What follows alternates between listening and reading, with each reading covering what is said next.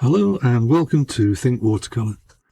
Today's demonstration sketch is based on this shot of the Grand Canal in Venice, where the working boats are moored up for the evening.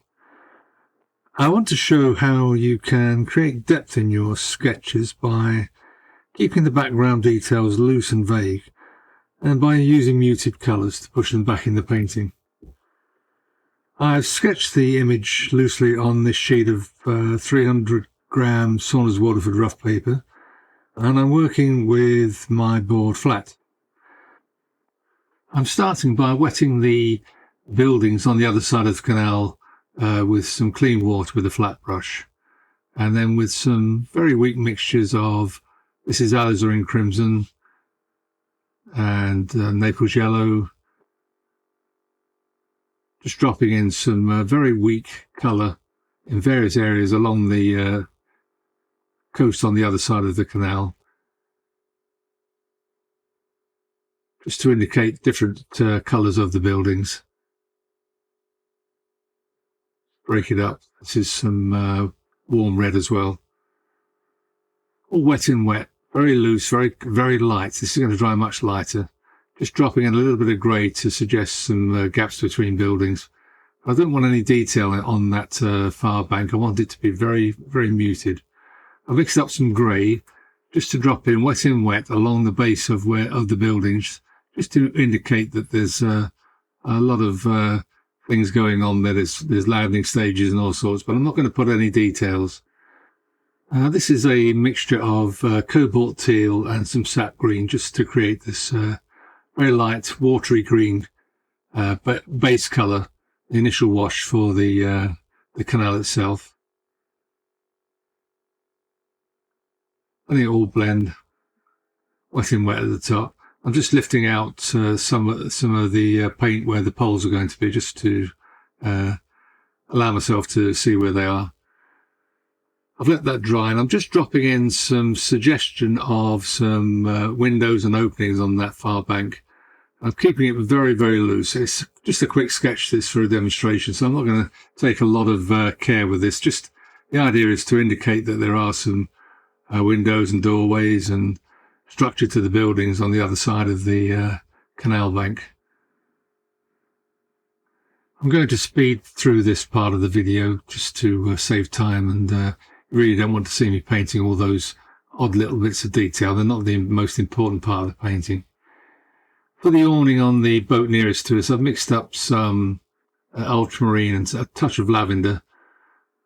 I think I may have got it a bit too light, so I'll probably darken it shortly once it's dry. If you think you've not got something right, let it dry first before you start altering it. This is Naples yellow for the awning on the further boat.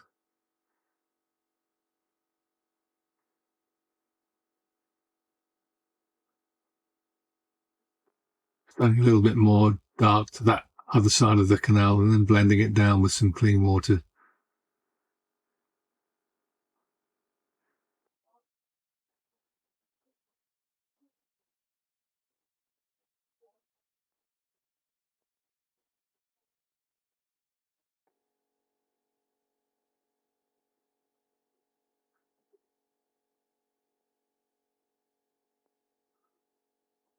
Just added a touch of imperial purple to darken that colour for the awning, or is it a little bit on the light side?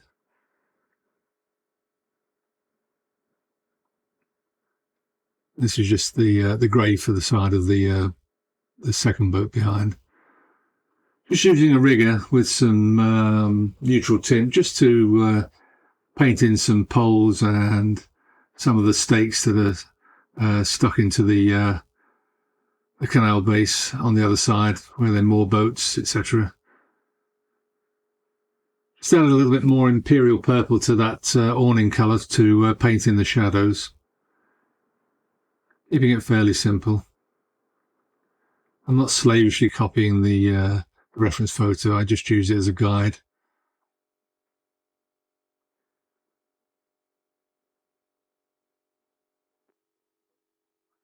Just softening the edges with some clean water in a few places.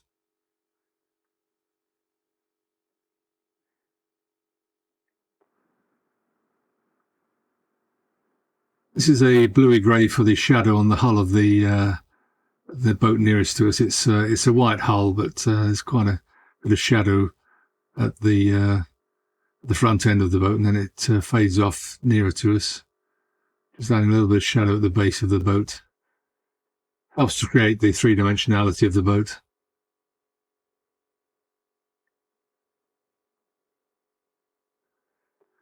This is just pure neutral tint for the outboard motor. It's black in the photo, and that's fine. I'll just paint that in, and I'll lighten it in a few places by lifting out some of the colour with some clean water.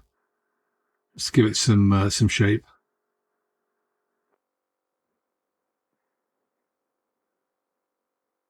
Always have a damp brush, but not too much water on it when you're lifting out like that.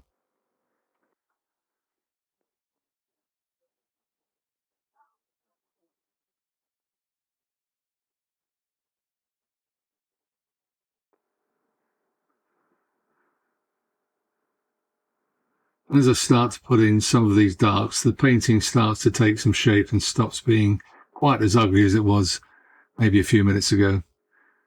Just using the tip of a brush to put some lining along the hull there.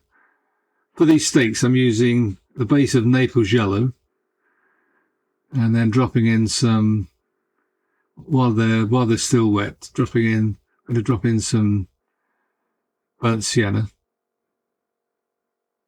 Let it all blend wet in wet,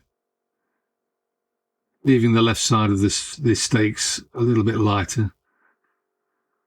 So there's like a shadow on the right hand side of them, and then dropping in a little bit of that bluey grey at the top and at the base. Just helps to create shape with these poles and stakes that are buried in the base of the canal.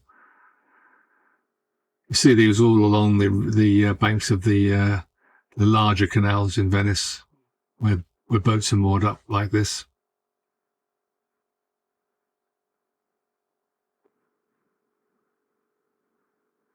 And I'll do this with all the rest of the stakes as I go along, and I'll speed through this section.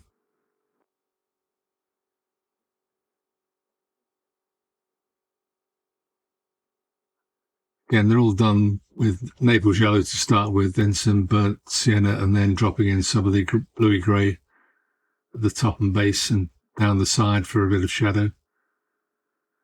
And again, as I said before, once you start putting the darks in, the foreground really starts to take shape. And you can see why I wanted the background to be very vague and loose, because I didn't want it to detract from the foreground, which is the focal point of the painting.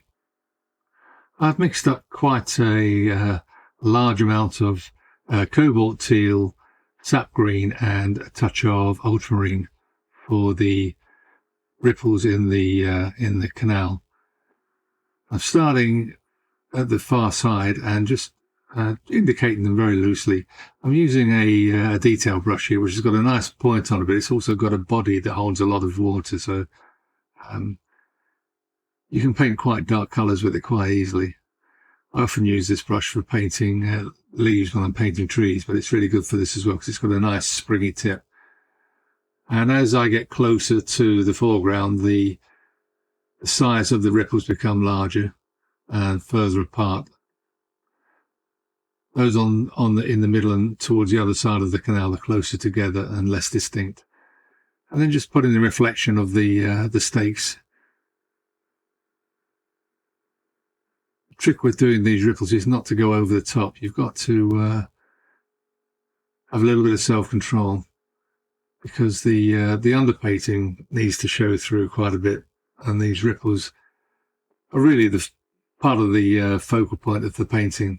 This is the most important part, the foreground, where all the detail is.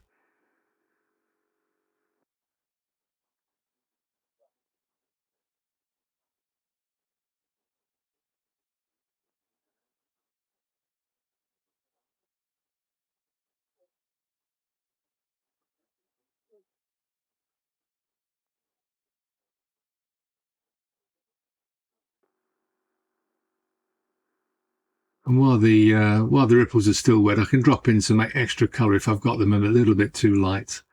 So bear that in mind when you are painting things like this. If you think they're a little bit too light, as long as they're still wet, you can drop colour back into them.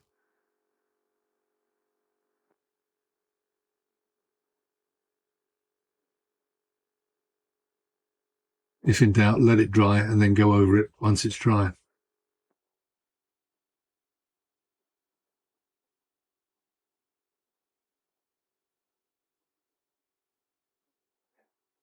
As I said before, not to go mad with it. You've got to have a little bit of self-control. It's easy to do too much when you're painting this sort of thing. Make sure you leave lots of lighter patches to show the reflection of the sky.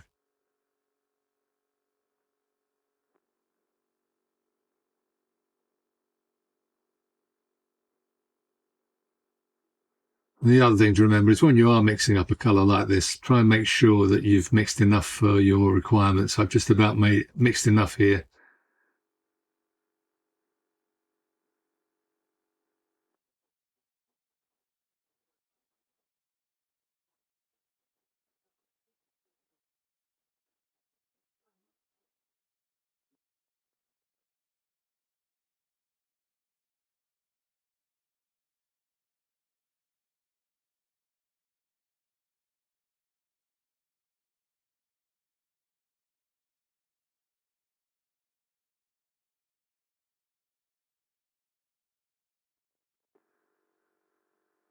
While that's still wet, I'm just dropping in a little bit of neutral tint at the base of those stakes and letting it bleed into the ripples.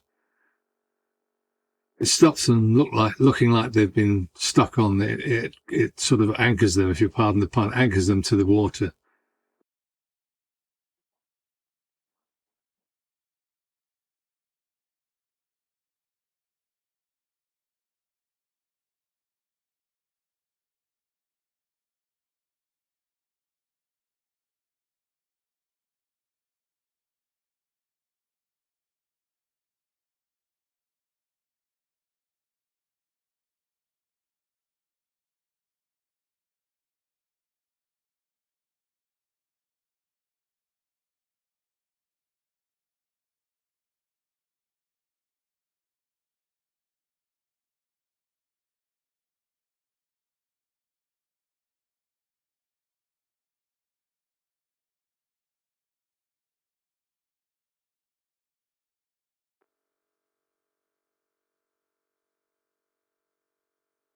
And just darkening the shadow on the base of the boat as well.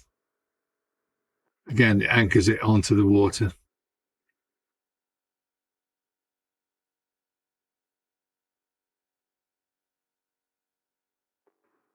For the final touches, I'm just adding some detail with a rigger and some neutral tint on that far boat.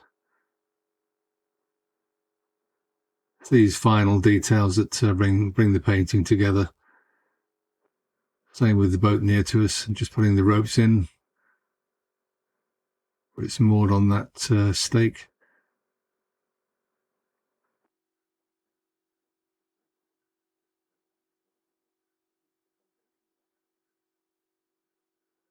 And just using some white gouache for the rope at the front of the boat, and a little bit of detail on the outboard, just some reflection and some suggest some lettering or whatever. A few touches of white gouache here and there. Just finishes the painting off, really, as I said.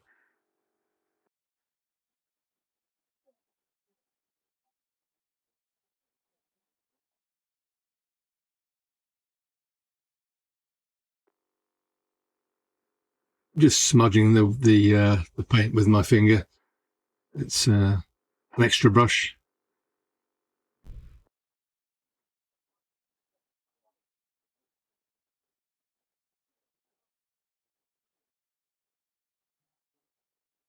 Few final little touches there, and I think I'm pretty much done.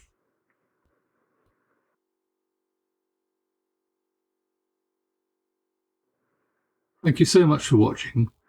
I hope you found the video useful. Having a look at the finished piece, if you remember, when you're painting ripples further away, they'll look closer together and they'll appear generally quite a bit lighter. As the ripples are nearer to you, they'll be stronger in colour and further apart, and there'll be a lot more reflection showing through.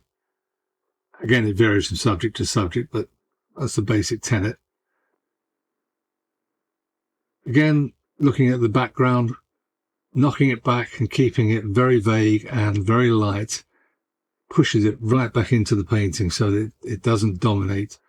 It'd be very easy to sit here and paint lots and lots of detail, and I think that would be a mistake. The less you show, the better it is. Less is more, is the old saying. If you did find it useful, do give it a like. It really helps with YouTube. And do subscribe and hit the notification bell for future videos. And once more, thanks for watching.